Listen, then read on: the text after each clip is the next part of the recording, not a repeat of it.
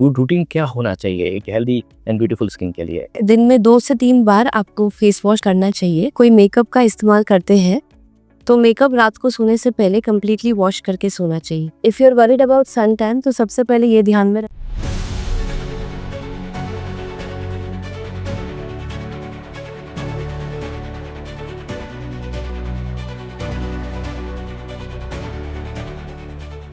Hello everyone, welcome to another episode of doc talks. आज हमारे साथ हैं डॉक्टर प्रांजलि कपूर, जो कि she is a very good expert dermatologist. She is practising in Samriddhi multi speciality hospital, Baroda. तो आज स्किन के रिलेटेड जो भी बहुत सारे लोगों को क्वेश्चंस होते हैं, ma'am, so many people ask us कि मैडम गोरे कैसे होना है, you know that's a common question in India. So बहुत सारे मिथ भी होते हैं कि भाई ये लगा लो वो लगा लो, बट ऑथेंटिक इन्फॉर्मेशन बहुत कम लोगों को है। आजकल बहुत सारे लोग इन्फ्लुएंसर बन जाते हैं और कुछ ना कुछ तरह तरह के सॉल्यूशंस नेट के ऊपर दे देते हैं। तो आज ऑथेंटिक वे में मैडम से जानेंगे कि स्किन केयर का और सही राज क्या होता है madam. So over to you. And सबसे पहले जो करेंगे कि स्किन केयर एक रूटीन में या what can be a routine, good routine क्या होना चाहिए एक हेल्दी एंड ब्यूटीफुल स्किन के लिए, तो उसके बारे में प्लीज आप। Yes surely, thanks doctor Krish. तो सबसे पहले जो इम्पोर्टेंट है स्किन केयर के regarding is you have to cleanse your face. तो जैसे दिन में 2 से 3 बार आपको फेस वॉश करना चाहिए। आइदर आप खाली वाटर से करिए या आप आपके स्किन के सूटेबल कोई भी फेस वॉश यूज़ कर सकते हैं। दूसरी इम्पॉर्टेंट चीज़ ये है, अगर कोई मेकअप का इस्तेमाल करते हैं तो मेकअप रात को सोने से पहले कंप्लीटली वॉश करके सोना चाहिए। 2 to 3 टाइम्स ए डे, क्योंकि मोस्टली क्या होता है कि मॉर्निंग में ही we just wash our face and do our jobs and all. Yes, क्योंकि शाम को भी डर्ट काफी कलेक्शन हो जाता है। सो Yes, so better that better to- you wash your face twice. Yes. Fair enough, right. And बाकी जो चीज़ होती है बाहर जब हम निकलते हैं, सो आउटसाइड इंडिया में क्या हमें सन टैनिंग की और जो शिकायतें होती है, सो उसके लिए क्या, उसके प्रोटेक्शन के लिए क्या? If you are worried about sun tan तो सबसे पहले ये ध्यान में रखना है कि आप आपके हैंड बैग में सनस्क्रीन रखें, उसको 2 से 3 घंटे में रिलीजियसली अप्लाई करें। ऐसा नहीं है कि एक बार सुबह अप्लाई कर दिया और छोड़ दिया, हर 2 से 3 घंटे में उसको अप्लाई करना ही है। एक और चीज़ ये ध्यान रखनी है कि उसका जो सन प्रोटेक्शन फैक्टर है वो 30 से ज़्यादा होना चाहिए। Anything below 15 is not advisable, ठीक है। और जैसे दूसरी ये चीज़ है कि आप जैसे ही बाहर निकलते हैं तो 15 मिनट पहले उसको exposed areas of the body में लगा दीजिए, ठीक है। एंड स्टे हाइड्रेटेड, ज़्यादा वाटर इनटेक रखिए, जूसेस का आप इनटेक रख सकते हैं। कैप और सनग्लासेस का प्रोविजन भी साथ में रखिए। सो जो सनस्क्रीन जो आजकल आती है, so many thing, people know only fair and lovely जो भी common, but there are so many of them. तो उसमें क्या पर्टिकुलर कुछ एसपीएफ बेसपीएफ होता है, what should be particularly look for, वो क्या उसका? यस, सो जैसे like I talked about sun protection factor. So कई सारे मेकअप प्रोडक्ट्स में हम देखते हैं कि they say and they mention that there is sunscreen in it, but कई बार क्या होता है उसका एफिशिएंट नहीं रहता है वो इतना। तो अगर आपको पता है कि आपका स्किन हाइपर सेंसिटिव है सनलाइट से, आपको रैश होता है, रेडनेस होता है, इचिंग होता है when you go out in the sun, तो आपको 50 SPF यूज़ करना है। और अगर आपका नॉर्मल स्किन है and you are not prone to any sun allergies तो आप 30 यूज़ कर सकते हैं। Wonderful information.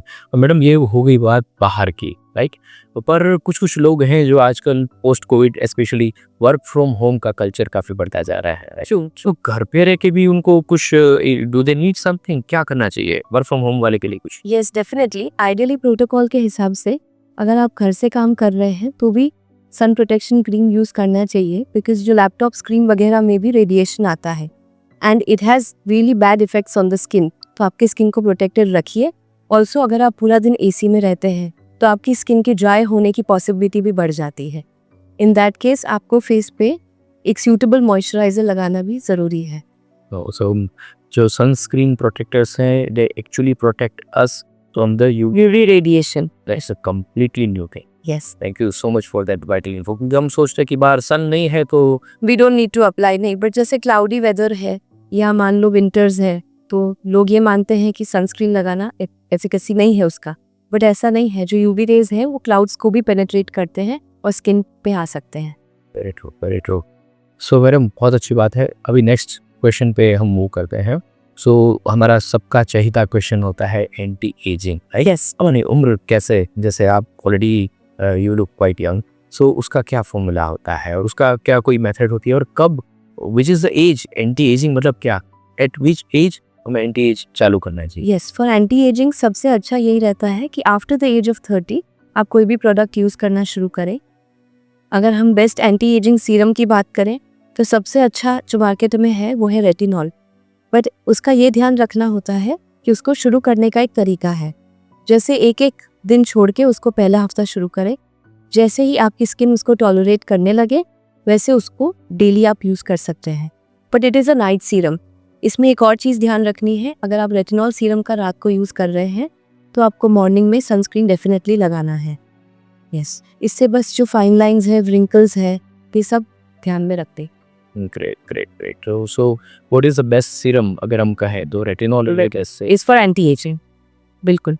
And how to get it, और कहाँ से इसका वो पर्टिकुलर सोर्स, क्योंकि so many products are there in market, any particular product और समथिंग यू रिकमेंड, कोई ऐसी कोई चीज़? यस जैसे अभी रेटिनॉल है, आप वैसे तो आप ऑनलाइन देखेंगे नायका पे बहुत कुछ अवेलेबल है मार्केट में, बट आपको कोई भी डर्मेटोलॉजिस्ट के थ्रू ही उसको प्रिस्क्राइब करके ही प्रिस्क्रिप्शन से ही लेना चाहिए। सो many people do self medication, ये तो दैट इज़ नॉट एडवाइसेबल। वो चीज़ है। उससे रिएक्शन के चांसेस भी काफ़ी ज़्यादा रहते हैं। So is always to consult a proper proper dermatologist. dermatologist before moving to any particular thing. काफ़ी अच्छी बात है, राइट?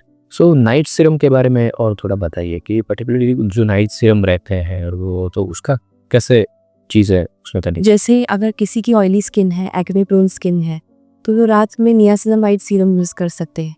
ये खाली एक्ने को नहीं ट्रीट करता है, ये एक्ने स्पॉट्स, ब्लेमिशेस उसको भी ट्रीट करता है। ऑयल प्रोडक्शन जो है स्किन में वो भी कम करता है, तो वो भी एक अच्छा ऑप्शन रहता है। Very true very true. पर बहुत सारे लोग जो होते हैं उनको दे पर्टिकुलरली दे डोंट नो कि वेदर उनकी स्किन ऑयली है नहीं है, तो कोई ऐसी चीज़ है जो हर कभी वो कर सकते हैं। उसमें एक विटामिन सी करके आता है, वो एक एंटीऑक्सीडेंट सीरम है, वो सारे स्किन टाइप में चलता है। वो हेल्दी ग्लो देता है, रेडियंस देता है स्किन को और स्किन को प्रोटेक्टेड रखता है। तो आजकल ये बहुत नया रूटीन है, इंपॉर्टेंट स्किन केयर रूटीन है, हर कोई विटामिन सी अप्लाई कर सकता है।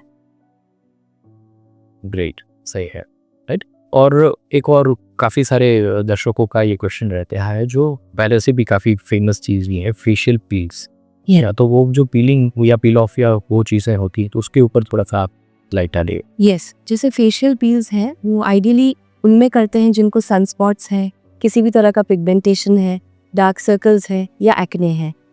अभी जो ब्राइडल फेशियल पील हमारे यहाँ करते हैं वो आइडियली 15 दिन के गैप में करते हैं और मिनिमम 4 से 5 सिटिंग की रिक्वायरमेंट होती। उसमें जो यूज़ करते हैं वो है ग्लाइकोलिक एसिड। तो अगर किसी की शादी 2 से 3 महीने के बाद है तो वो अपने डर्मेटोलॉजिस्ट को कंसल्ट कर सकते हैं और अपने पील्स शुरू करवा सकते हैं। सो पर्टिकुलरली एक्ने की अगर आपने जैसे बात करी, उसके लिए बेटर यही रहेगा। एक्ने के लिए सैलिसिलिक एसिड पील अच्छा रहेगा और ब्राइडल के लिए जो है वो ग्लाइकोलिक एसिड और जैसे peel. Yes that is very nice.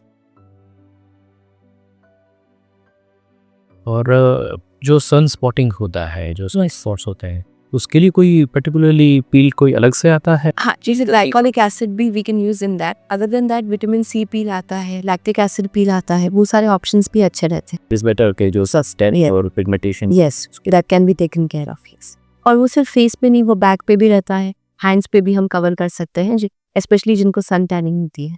Right.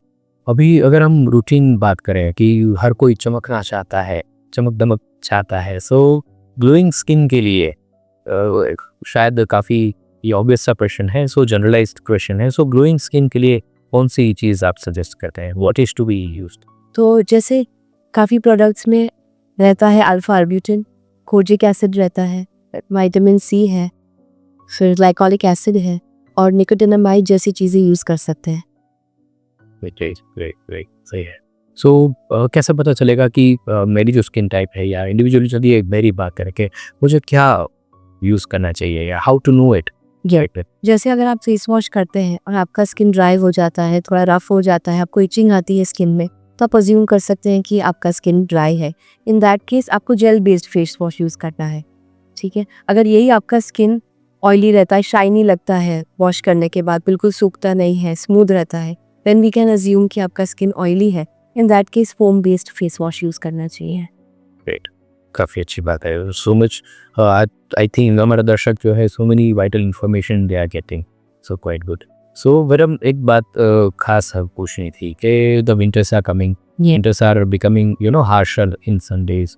So winter के लिए क्या चीज़ करनी चाहिए, विंटर्स की क्या है? यस, अभी काफ़ी सारे पेशेंट्स जो अभी ओपीडी में आते हैं वो यही कंसर्न से आते हैं कि due to winter the weather उनके फेस पे काफ़ी ड्राइनेस हो जाती है, नोज़ के आसपास, ईयर्स के आसपास स्केलिंग रहता है, रेडनेस होती है, काफ़ी इचिंग आती है। इसका एक कारण तो ये भी है कि विंटर्स की वजह से भी एक्जिमा होता है। दूसरा ये रहता है कि डैंड्रफ पड़ जाता है विंटर्स में, तो इसके कारण भी ऐसा रैश होता है।